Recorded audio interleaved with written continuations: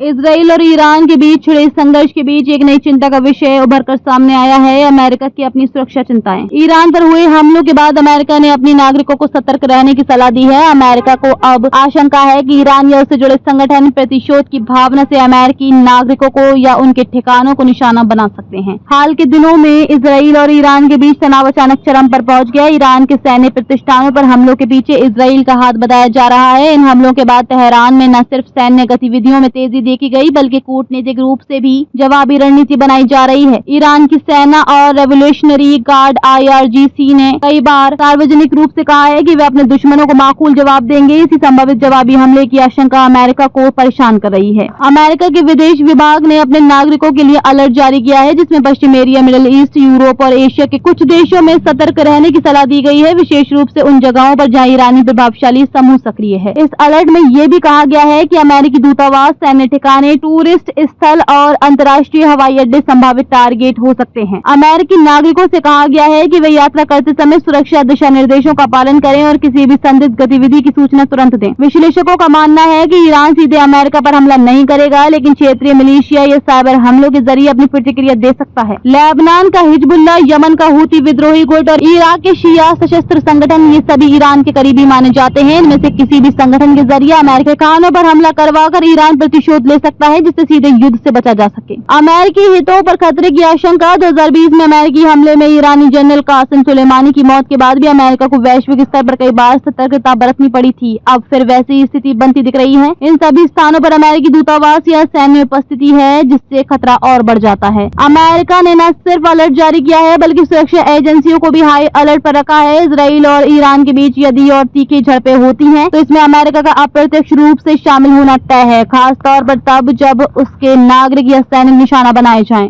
Israel और Iran के बीच गहराता संघर्ष सिर्फ दो देशों का युद्ध नहीं रह गया है, अब ये वैश्विक स्तर पर सुरक्षा और सामरिक संतुलन को प्रभावित करने वाला मामला बन गया है। अमेरिका की ओर से अपने नागरिकों को सतर्क रहने की सलाह इसी बढ़ते खतरे की गंभीरता को दर्शाता है। आने वाले दिन ये तय करेंगे कि ये युद्ध कितना बड़ा रूप लेता है और क्या अमेरिका को सच में मैदान में उतरना पड़ेगा।